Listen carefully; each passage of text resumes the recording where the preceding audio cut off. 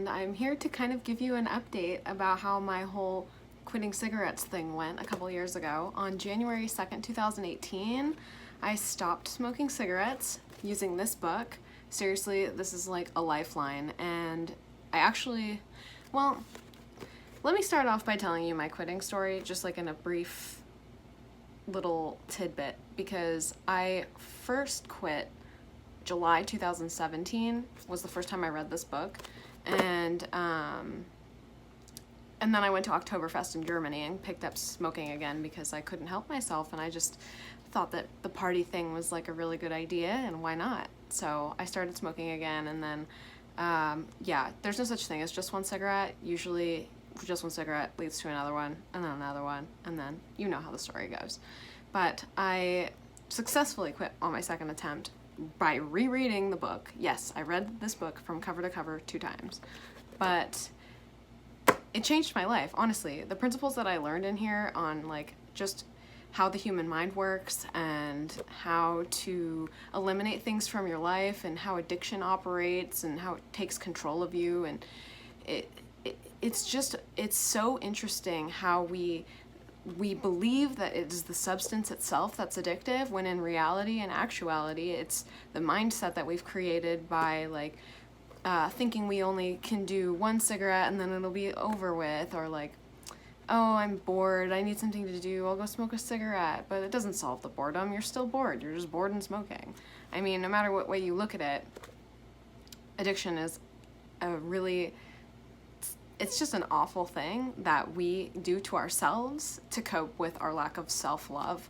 But yeah, I thought that I would kind of just do an update video as to how it's been going, because I don't even think about cigarettes anymore. I literally haven't even smoked a single one since it's been 2.5 years now, at least. I stopped thinking about them entirely at least 2 years ago. Like, I don't even think about cigarettes anymore, except for when I walk by somebody who's smoking and I'm like, nostalgia. The sweet scent of nostalgia really is all I feel. But yeah, so I actually wrote some notes on like what I was feeling when I first quit. And some of these things were like, I was always smelly and gross, and like, I don't have to deal with that anymore. I remember having to take a shower every time that I went somewhere, like just to clean myself and get the scent off.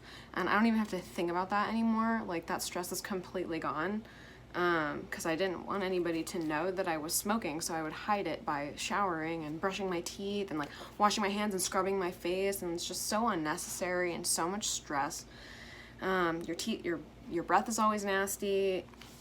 Your teeth are stained. Like, I don't even have to get like teeth whitening at all anymore. I've even used these same like techniques of addiction to quit drinking coffee. I don't even drink coffee anymore, which is incredible because I just have like this natural energy now, and I'm just not reliant on any physical substance for like, you know, to move about my day and get it started. In addition to like always being smelly and gross, when I was a smoker, I always felt like really lethargic, tired, and lazy.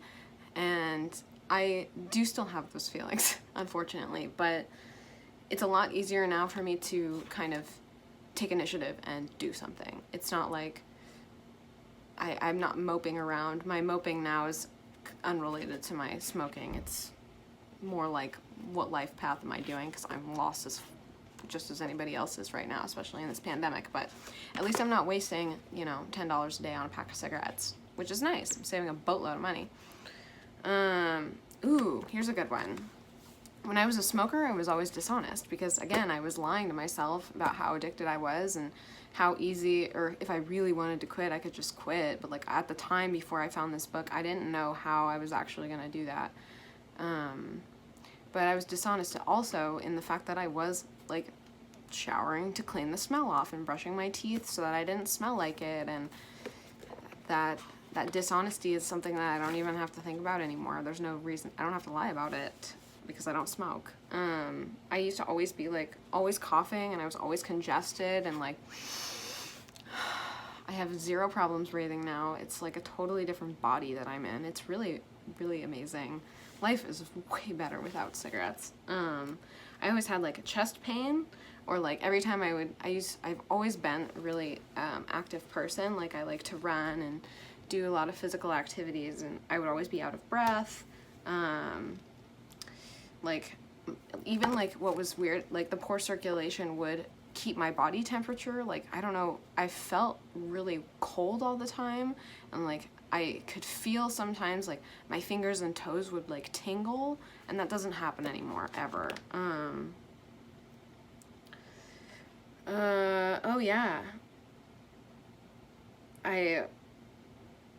this just being a smoker, you really think about who you're hanging out with and like who you're spending your time with and how they're going to judge you.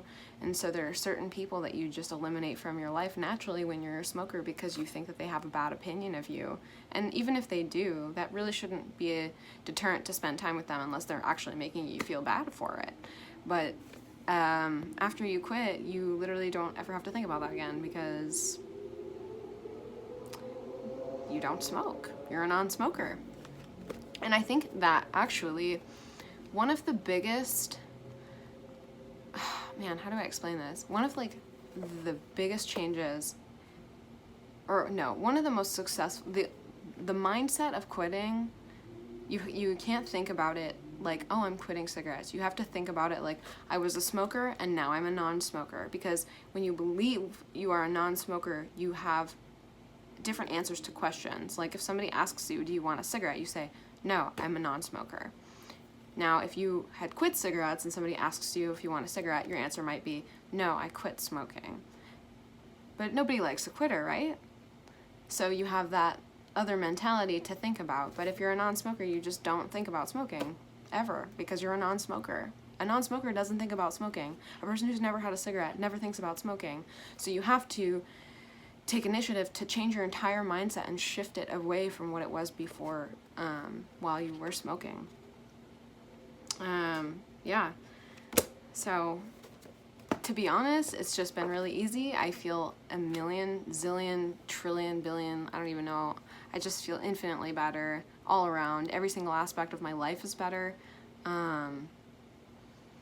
The only thing that I'll say this. The only one little thing that I do miss about smoking cigarettes are the social situations where, like, I don't know, there's a few people smoking and you want to have a cigarette with them, but that really kind of died off pretty quickly. And most of the people in my life that I used to smoke with also don't smoke anymore, because they either read this book or for some other reason life threw at them a different reason to stop. And we're pretty much all in agreement that life is better without them. I mean, not only is it better for your body, it's better for your wallet, it's better for your mind.